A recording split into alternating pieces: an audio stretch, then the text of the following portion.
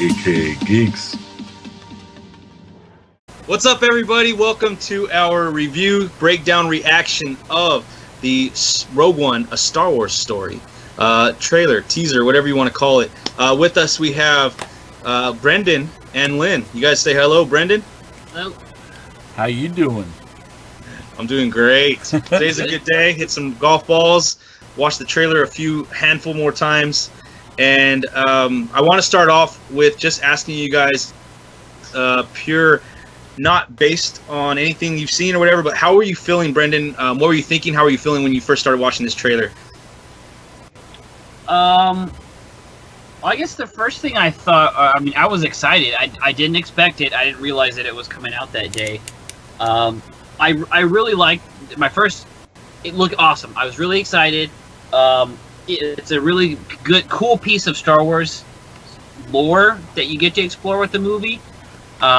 Without getting in too much, like I said, I really liked it. I was excited. I like the dark tone. Nice. Really excited to see something like that. How about you, Lynn? How were you feeling when you were about to click the play button? How were you feeling? What were you thinking? All right, first things first. When they first mentioned that they were going to do these movies within the original trilogies, I was a little worried. Because they were like, this is not going to fit right unless you change, Or they're going to change stuff. Yeah, and watching the trailer, I thought, it made me feel like that little kid who first watched the trailer for Empire. And it's got such a dark tone, and it was strictly no Jedi. It was a war-torn film, and you get to see how the rebels worked, and you got to see some new stuff, which didn't look that bad. So I thought it was real cool. I was really excited going into it just because we just came off of The Force Awakens, and the biggest opening of all time, and I think top 3 of all time now, behind Avatar and Titanic, both James Cameron movies. But I was really excited too. I wanted to see what type of spin they were going to put on this, how they're going to modify this to be something that's separated from Jedi or whatever the case may be, and if they're going to have it be its own story or they're going to use everything else as a crutch to lean on. Going into the trailer, guys, tell me what you guys thought. How many times have you guys watched it? Just on the side note, real quick. I've watched it at least 5-6 times. I'm probably about that amount. I'm gonna have to, be the fanboy on this. I'm at like 10 or 12 right now. And okay, so I'm really looking at every little piece. Mine would be at that if I wasn't at work all the time. Yeah. I would definitely be watching it all the time. Well, considering the fact that this is only like a 3-minute trailer, so I'm able to go back. Yeah, the teaser. Well, I think it's only a minute and a half. Well, in other words, you can get multiple plays out of it. It's a minute and 57 seconds. A minute 57. So. Well, then, if you've watched the most, I want to start with you then, Lynn. Let us know. Let's go in through the trailer overall, specifics as well. Did you catch anything in there that might lead you to believe what the story might be? We already know what the main overall story is. Yeah. But did you recognize some characters in there? I hear about Mon Mothma. Yeah, Mon Mothma. You see her early on with Jyn Erso when she's talking about how Jyn, since the age of 15, has been on her own. And I guess she's been fighting against the Empire by herself all that time. Hence why they'd start, calling off her rap sheet, the one commander that's, saying all the stuff that she's been arrested for by the Empire. So, go ahead. I was going to ask, Mon Mothma. Now, I've watched the original films. I've watched the prequels. Where is she from? Because I don't recall her at all. Is she from the books or? No, Mon Mothma's from the original trilogy. She's a return. From the prequels. I'm lost. I don't recall her character. The first time you see her, as far as normal timeline, is Return of the Jedi. She's the head of the Rebel Alliance. You remember? Oh, we lost. They're like a lot of. Was it Bothans? Yeah. What? Yeah, the Bothans. Do I remember? You remember the Bothans? Like, a lot of Bothans died to bring us this information. That's her line. Yeah. Oh, that's her? That's her. That's her. Okay. I remember that. I remember that part. Okay. Yeah, she's one of the heads of the Rebel Alliance.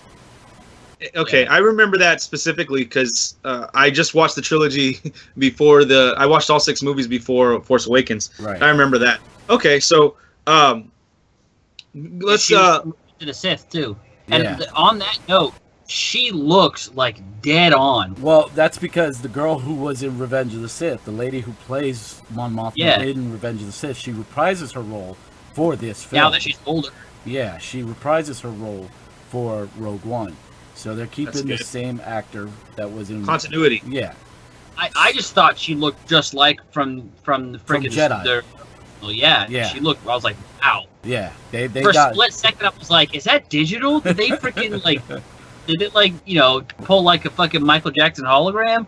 Or Tupac? Man. Yeah. Is Tupac? They did a Tron Legacy on there. Yeah. Or better than Tron Legacy. Okay, so what other big things? Any other characters that caught your attention in the trailer, teaser, or trailer? The one that I'm interested in is the Imperial officer, because 2 things. One, he has a cape, a very long cape, which is not really... Grand... I'm hearing that people are calling him a Grand... I don't think he's a Grand Moff.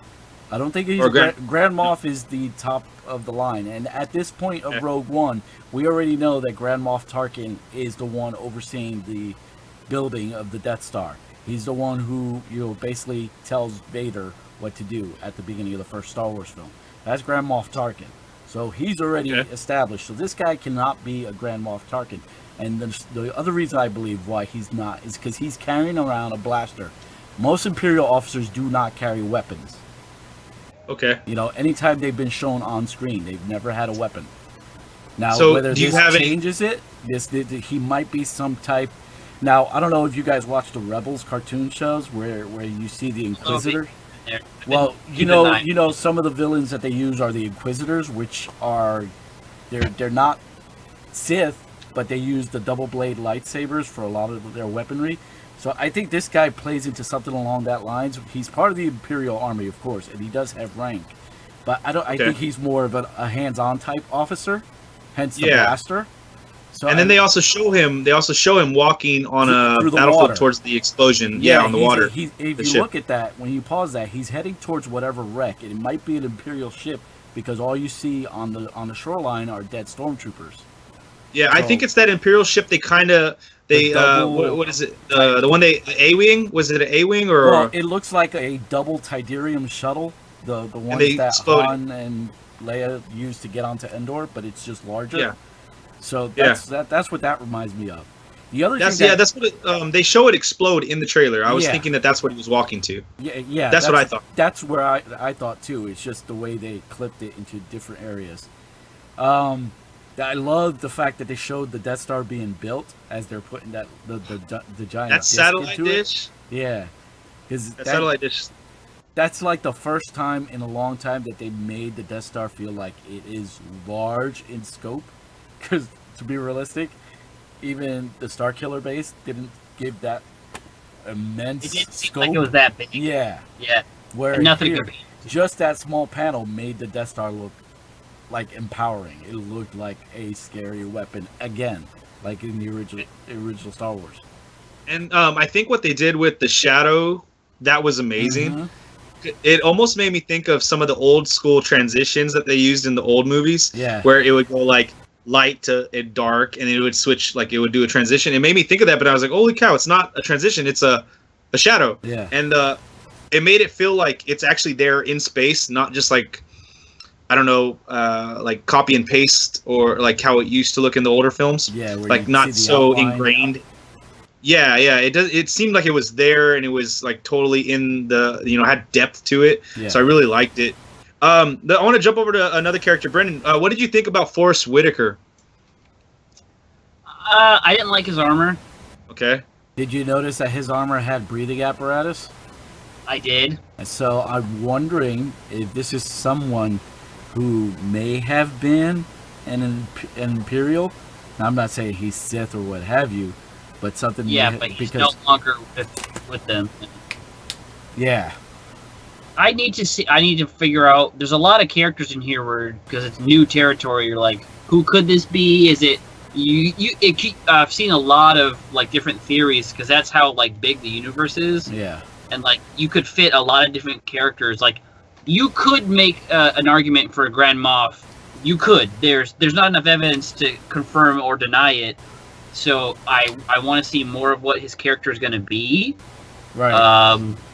I know it's superficial and it's nothing. The eye thing, it pulls me out of whatever character he's in a lot of times. I know it's bad and I get it, and he's a great actor. I know he is, but it still gets me every freaking time. I'm like, the fuck is wrong with that? Ugh. And then eventually I ignore it and I get into his character. But that was the first thing. I'm like, it's the eyeball guy. Oh yeah, his name's Forrest Whitaker. Honestly, the first thing he reminded me of seeing him in there was in Fallout, and you're wearing a Fallout shirt. Is the first thing I thought of, like, oh, he's wearing power armor. Yeah. Seriously. Yeah, seriously. I was just like, oh, my mind went to Fallout 4, the Fallout series. I think he's going to be a cool character. Once I got past that, I liked it. I'm very curious to see who he's going to be. Do you guys think that he was talking to the main character, Felicity Jones' character? Jyn Erso. Jyn Erso. Yeah. Do you think he was talking to her? And I believe so. I think any interaction he has, I don't think he's going to have any interaction with the other characters that are in this, as far as the like team. He's not going to be. It's like this. He's Obi-Wan Kenobi. He's like the mentor figure for her. I don't see him as having this type of relationship with any of the other characters that are part of that team that steals his plans, because it's not just the two of them. You also got the one guy that you saw him briefly. Donnie Yen. I'm not going to him yet. I'm talking about the other actor who's famous for action films where he's running. He's got long hair and he's running at the. They cut to the scene of the AT-ATs. I forgot his name, but I don't know his name either. He sort of has, like, I don't want to say Mandalorian armor, but he is heavily armored and he has a blaster. So I'm thinking, he's not going to have that type of interaction. I think him and the pilot that you see at the beginning, when Mon Mothma's talking to Jyn Erso and he's looking over at her, I think those two characters are going to be they're going to be able to stand on their own with interactions with her. Diego Luna, I think, the guy at the beginning, the pilot at the beginning. Yeah, but I mean, I think he's going to be specifically having more lines directed towards her in comparison to anybody else. Yeah. I think he could definitely bring that presence. He, like Brenden was saying, he's a great actor.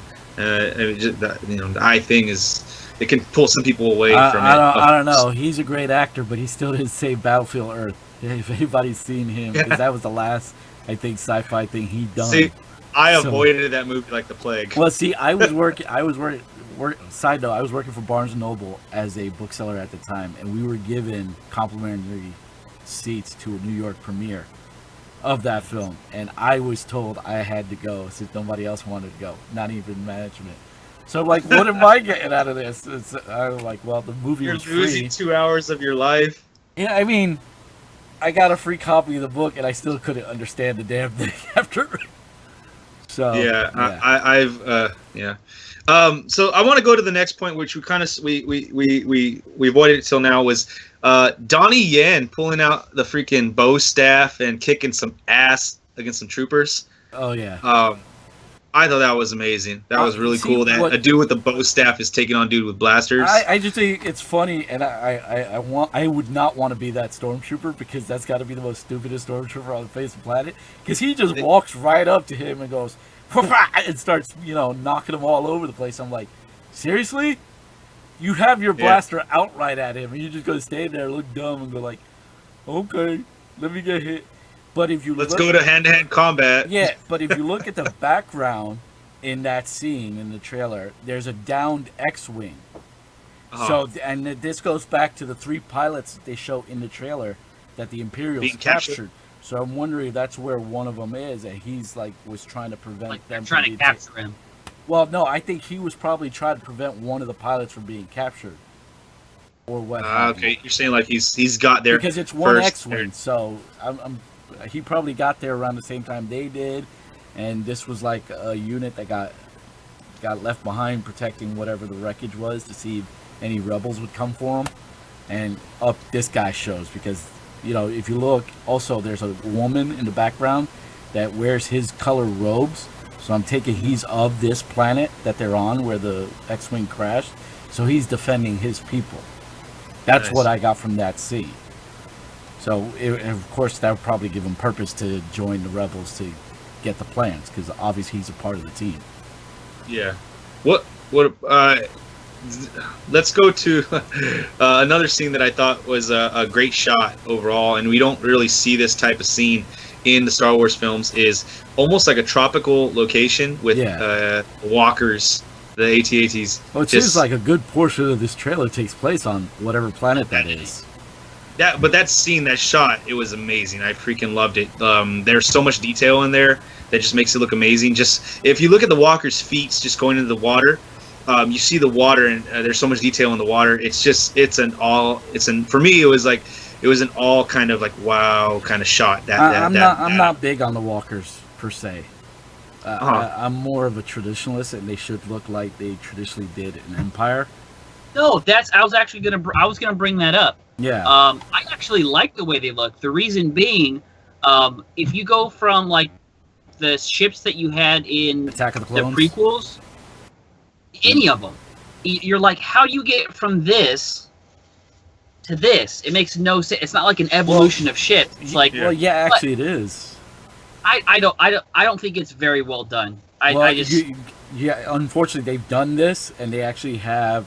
I remember when Star Wars released a line of Micro Machines where it has that evolution of whatever vehicle they were doing. It was like a 3-pack, and they did it for the AT-AT, where the last one is the last version you see in Empire and Jedi. And this one looks like it's more advanced than that one in Empire, and that's where I lose. That's the only spot that I felt that I was a little off out of the trailer. Because it looked too more advanced. Because I think it's like a different. I know because it's hard to make that it look the same without making it look like retro in like how the quality of film that you have now. Right. But I also liked how the Star Destroyer, how white it was, like it was brand new. Oh God, yeah. Well, I thought that the reason it was so white is because of the direction that they were. Hence, why we saw that large shadow on the Death Star. There must have been a sun or something. They were focusing whatever star was. Well, no, because when it's out, it would make sense because all the debris from space and all traveling, like it gets dirty and gets dinged up as you get through. I thought it was on purpose. It didn't look bright like it was shine on it. It looked white. Yeah, I took it as that's because of the star that was shining on the Death Star, because Death Star also looked that way if you look at it. So Brenden, you thought the AT-ATs were like a good bridge from the prequels to the originals, and that stood out as a glare for you, Lynn? Yeah, essentially, it's sort of. Well, when the Star Destroyers looked like it was just they were shined on, yeah. But back to the AT-ATs, like Brenden said, it helped him. It feels like a good fit. Bridge the two. Yeah, but I felt like the AT-ATs of this picture looked a little bit more advanced because the cockpit slit where what would look like eyelids is more advanced. You had that nice red shine to it, which is not something you see in Empire. Maybe because they're older at that point, then I can probably see that. So I'm gonna take it as like these were new just for and first time use in this battle or what have you. And then by Empire, they're so worn torn, they look the way they did. So I can suspend my belief just for a little bit. I think there's Brenden kind of hit it on the nose a little bit. Yeah. There's two ways we could look at it. Either they are new, and that's why they look that way. Yeah. And then later on, they're war torn or whatever. But what Brenden said, I think, is also another thing that we have to keep in mind is that we have way better cameras, way better film, we have better techniques, things like that. We can make stuff look better, and it's hard to make this movie without making it look retro, trying to fit those. Oh yeah, I agree. Those frameworks that we know from the original trilogy, I think. But with silent bit though. Yeah. The other thing that they did though in that aspect though, trying to make things kind of go in between as a bridge or go with that time is the rebel costumes when they show that first walking scene and you start seeing the helmet and and they're at that rebel base. I'm like, wow, everything like blends in perfectly. Yeah. Almost pretty much But with how the original trilogy. I'm taking, and I'm going to guesstimate, is because we know it's not Yavin yet, because they're not on Yavin. Because they're supposed to be on the one planet that's all tropical, and we know Yavin isn't. Yavin is the base that they are at the end of the original Star Wars film, where the Death Star goes, Yavin 4. So this is a base in between that, and then remember, we're not years before the original film now at this point. We're basically just like months at this point, and what have you. So we lost Brenden. Yeah. Let me see if I can get him back in here. But let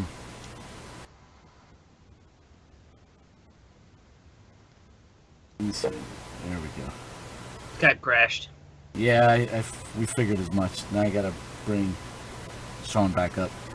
All right. I'm ready.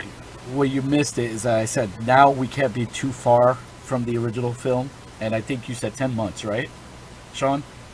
I don't know exactly. Put it this way: we're in the same year, because from the time the Death Star plans get taken, somehow they have to end on Leia's ship, because that's the end point of Rogue One should be. How the plans go from Rogue One's team to Leia's ship. So we are going to see that ship one more time. So whether I don't expect to see Leia or anything like that or any original characters. I just expect them to get it onto this ship, this transport. So go ahead, Brent. No, I was gonna say about the whole retro thing. I will say that frickin' the Yavin base looked dead fucking on. But I don't think it's Yavin. Because this is, I think it is. It no, looks just like it. If you think about it, when they're running and they're being attacked by the AT-ATs, it's the same base, and they don't know about the rebels being on Yavin 4 until Leia tells them, and they start to use the Death Star to destroy Yavin 4 because they think that's the only spot they have. This is a complete... At that point, maybe they could be just putting stuff like and trying to mislead us. Yeah, they could. They could be trying to mislead us because remember, in the trailer, from what I'm pretty sure I could be wrong, is that siren is the Death Star going, right? Yeah. Getting ready to fire, right? So that could be a telltale that maybe they are on Yavin and they're about to get destroyed. No, because Yavin, that's the end battle in Star Wars. You can't touch that. Can't touch that. You can show clips of it. Maybe they take her over to Yavin, but whatever base that's getting run out, whatever rebels are on, whatever base they're running out, where we see that one actor that I can't get his name with the long hair, that are being attacked by I don't know who it is. That's the rebel base they're destroying. That's definitely not Yavin 4. That's for sure. But the one thing we have not talked about, which is surprising, is the cloaked figure that walks in front of them. Oh, I was going to get to that. So I was going to use what you said as a segue. You mentioned that you don't imagine seeing any of the original characters, Leia or any of them. Well, as far as like Leia, Han, Luke, or any of them, yes. So that's what I want to say is that. So do you think that holds true for that cloaked figure that's kneeling right before they show Forrest Whitaker? Do you believe that that's Vader or somebody else, like in armor, kind of like Forrest Whitaker's armor? Well, no. You see what the individual in the cloaked image is doing is kneeling in front of a Bacta tank, and a Bacta tank, if you're not familiar with Star Wars lore, that's the healing chamber that's used in Empire when Luke is rescued from Hoth, what he's floating around in. So the individual that's in this tank has to be the Emperor or someone higher up because of the two royal guards that are standing guard of this Bacta tank. What? Yeah. What if it's just a different character, a cloaked one, and that's Vader in there? What I'm thinking is if it's not the Emperor inside this Bacta tank, because it could lead to the cloning stuff, because they have none of the other films they've only hinted at, they've not really touched on it. The Emperor did have cloning facilities, So whether this is a part of that, and that's the Emperor inside of there, or because of Episode 7, we need a backstory for Snoke. Yeah. Oh. So we could have Good pull right there, man. we could have the Emperor kneeling at Snoke in the back to tank. Oh, how freaking insane would that be? Do you That know would what I be mean? pretty cool. Because it would be So somebody. that wasn't Vader. Yeah, that'd be Right. pretty cool, man. And that would bridge the original trilogy, because he talks to Anakin about his master for a bit. Lord Snoke could be this Tyrannus that Everybody the talks about. Emperor talks about, that he Yeah. supposedly taught him how to live forever. So that's where I'm key, and if that's the case, that's amazing. But that's just what I guess it could be. That'd be good insight to see that Yeah. even though the Emperor is all powerful, that there's still someone even higher, Right. and then that would lead up to even more anticipation of the new trilogy and how badass Snoke would be. Yeah, because as always with the mythology of Sith, there's always two, no more, no less. The reason why anything past two, they tend to destroy each other. That's the true reason why there's never more than two Sith. But no matter what, before he got Anakin and all his quote unquote apprentices, he still had to have a master before he was a master himself. So, and he only talks about it briefly in the original in the prequels. So this is where I think they're trying to bridge to. That would be dope. I didn't Yeah. even think about that. So, and what I like is what pegged it for me were those Royal Guards, because those Royal Guards have only been seen once, and that was on the Death Star and Jedi, and they were to protect the Emperor, because they were the Emperor's Royal Guards. So That's a good point. Good point. obviously, they whoever's in that back to tank holds a purpose, an important purpose. Okay. So I wanna let's get back down to wrapping this bad boy up. Overall, I just want to get your opinions and how excited does this make you guys for Rogue One, a Star Wars story, Brenden? I definitely would agree with Lynn on the whole. I was worried that they were going to do something, just fucking stupid. Like they were going to, hey, Jar Jar's. Uh-oh. He said Jar Jar, and that's it. We got the Jar Jar, and then it cut out. The computer just decided to reject everything because you mentioned Jar Jar. We're not having it. That's it. Nope, no Jar Jar talk here. Oh my god. Oh, Did we completely lose him? That's the thing, because it still shows him as being there, but he's like, oops. he's in a funny face too. There he goes. He's gone now. There it is. Let's see if I can get him back. Let's get back to it. Yeah. Oh my god. I'm gonna give him shit Of for it. course, you flashes right when I'm talking. See what So we heard happens? Jar You Jar. mentioned Jar Jar, and the computer said, "Nope, not having it. You're frozen." We're not talking about Jar Jar. But yeah, I was worried that they were going to do something stupid, something like that's just going to make money. I'm actually more excited, especially now that it's like it looks like a war movie. Like Yeah. it's people who like. Granted, yeah, you see a lot of the small stuff in the main Star Wars, but they're like Jedi and they're powerful and they're generals. This like shows like the other side of that war. Like there's some fucked up shit that happened with the Empire. Unless you read the comics or watch, you don't know that. You don't see that. Right. I am much more excited than I was when they first announced that they were going to make it. Yeah. Lynn? Yeah, How about you? I really am glad with this teaser that it basically just made me feel more relieved, because, like I said, I was worried about these side projects. Didn't think they were going to take them too serious, and for once you see a actual battle going on instead of just like being talked about in the background, and where you see actual grunt work and actually people, possibly dying, because we know this is definitely supposed to be a sad film, whether this group of spies dies or not. So, I wouldn't be surprised. It's not supposed to be a happy ending either way.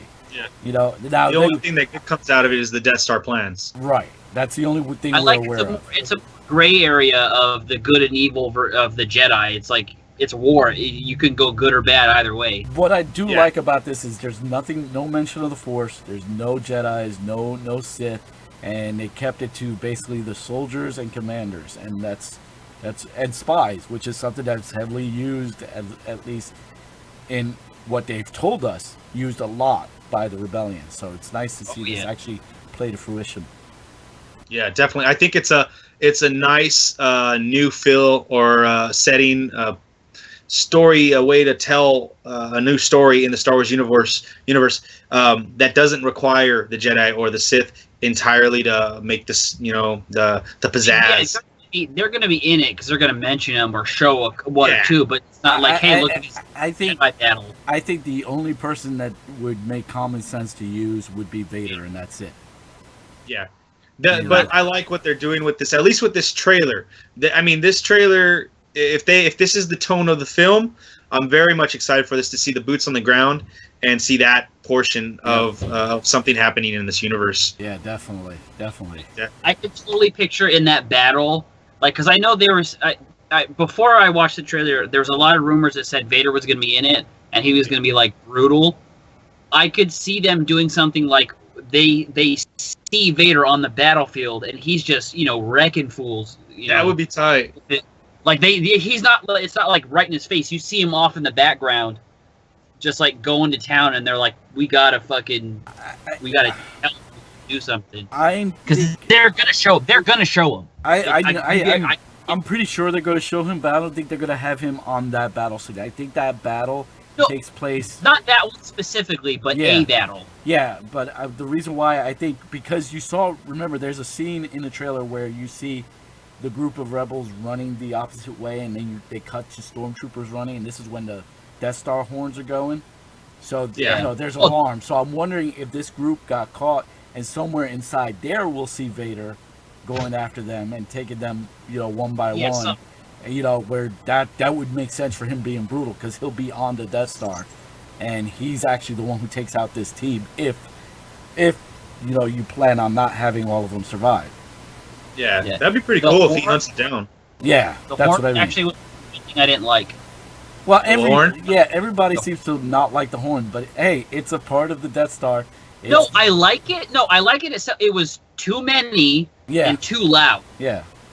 I when it first started, the first time I watched that horn, I was like, "Oh, that was a little weird." But then I watched it 6 times, and each time I watched it, I'm like, it builds this anticipation, and this worry inside of me, oh, this is not gonna be a good situation.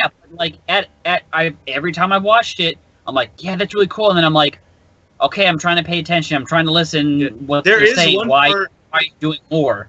Yeah, no, exactly.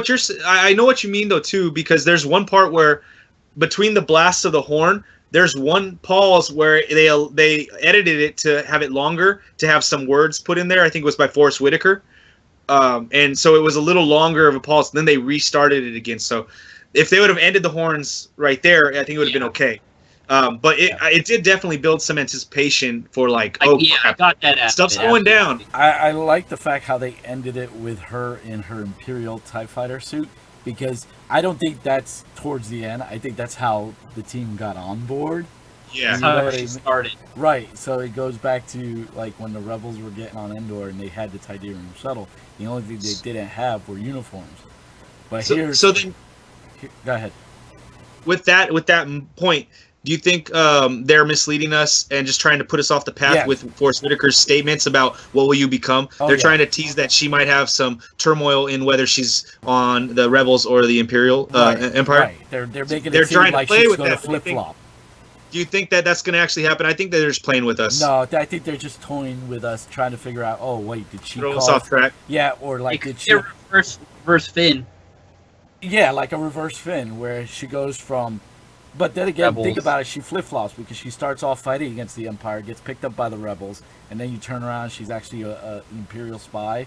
That was because that's what the trailer made it seem, because they pick her up in handcuffs from fighting off a bunch of Imperials. The Rebels That's why they're in the crimes. Yeah, the Rebels take her in, give her a mission, say, hey, you're going to lead these group of spies. We want to know what this battle station is.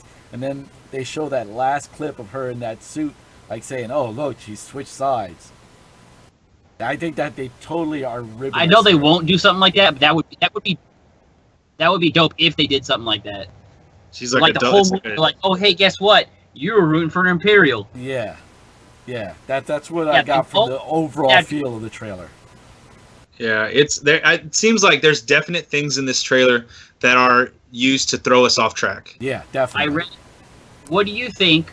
A lot of rumors flying around, like, you know, people, like I said earlier, people plugging and stuff. What do you think about the rumors of them saying that that's Rey's mom? No, I don't want her tied to anybody who exists right now. That would be a cheap cop out. Cheap cop out. That would be a cop out. Explain the accent. Dad, you don't need to explain accents. This is Star Wars. Why don't you go back and say why there were no Hispanics or blacks on the Death Star? You know, that's kind of stupid. Okay. You're going to explain the accent. They wouldn't call them Hispanics. But my point is, you don't need to explain somebody's nationality just because they're using their normal speaking voice. You know, like, and they look similar. No, that's stupid. Because you could say, you know, Rey looks like a young Leia too. Yeah, so all the women look alike except for Mon Mothma. Mon Mothma's the only one who has a bow cut and, you know, bright red hair. Every other female lead or a person of power has been a dark brown, no blondes. No, you know what? The blondes. That's what I was about to say right now. They need blonde in there to throw us off. What actually pissed me off about reading all the rumors stuff, all the people that are pissed off, they're like, oh, another female lead. Who gives a shit? I don't even want to give that too much airtime. Yeah, I'm not let's squash that right now. It's stupid. It's dumb. As long those as people that have an issue with that are idiots. Yeah, people that have issues are idiots. Character's good. I'm good. I don't care. Yeah. It's good acting. And she's not alone in this. This is the team picture. They just focused this trailer on one character. You know? Yeah, it's an ensemble cast. Yes. It's a team thing, like you said. We really shouldn't even give them the time of day, and I hate the fact that a lot of people give them the time of day and even focus on who they are specifically. I say just forget about them. Brush them under the rug and say you guys don't get any airtime and don't give them the airtime. So I think that's about the last thing we probably should say even about those people. Yep, because you're just taking away from what the trailer. Seen that one? All right, it's in the original one too. The original trilogy. It's the box trades looks like I said, it looks like a friggin' trash can, and it's got two little legs on it. Oh, okay. They showed it in the trailer. You're talking about a Gronk? Is that the Gronk? Yeah. I couldn't remember the name. I'm kind of fucked up. But yeah, I love that droid was in there. Okay. What about you, Lynn? Anything that just catches your eye or anything like that? I'm just looking forward to the thing. This is the first Star Wars that looks like it's a dark, not very... Since Empire, I should say, because Empire alone was dark. But, you know, this is the first one that has me, like, really intrigued of seeing that aspect. Do you guys want anything else from the next trailer that they give us? Because they're going to give us at minimum one more, probably two more. The movie comes out in December. Anything that you want to see? No, I just want another trailer now really bad. I just want a little bit more explanation of some of the other characters. Now that you focused on one of them, Genosura, let the other two... let the secondary one be a focus on two of the other characters, and then the last one be the full ensemble trailer. That'd be cool. That's what I'd like to see. Kind of build up. Yeah. To it, yeah. Because that way, because by that final trailer, you should see the whole team in works. Because so far, we have yet to see the entire group together. So that's what I'm hoping they save for that final trailer. Awesome. All right, guys. Well, that wraps it up for this trailer breakdown, review, reactions, whatever you want to call it. I am Sean. You guys catch me on Twitter, Caliman Swish, Xbox One, PlayStation 4, Swish Drop, Swish187. And I will just pass this on to Brenden. Brenden, send him some sweet goodbyes, buddy.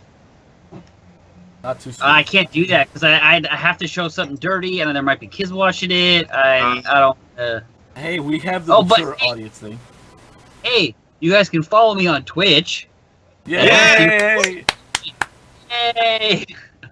Yeah, definitely check out our problems with trying to get Sean to play nice with us on our Borderlands playthrough from Friday. I think it was all because of them. It wasn't because of me. No, you just. I was playing and I was blowing people up. My anyway, showed up, I'm gonna say. Brenden, for Brenden and Lynn. All right, guys. Catch you next time. As always, follow us on AKA Geeks right here on this YouTube page and our iTunes page, and of course the Facebook and Twitter with the same name. So, yep, that's from me. Yeah, you guys, like Lynn said, follow us on all those.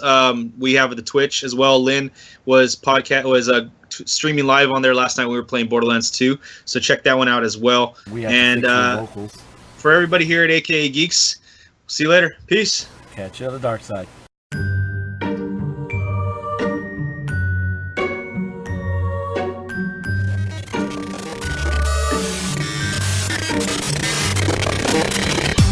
AKA Geeks.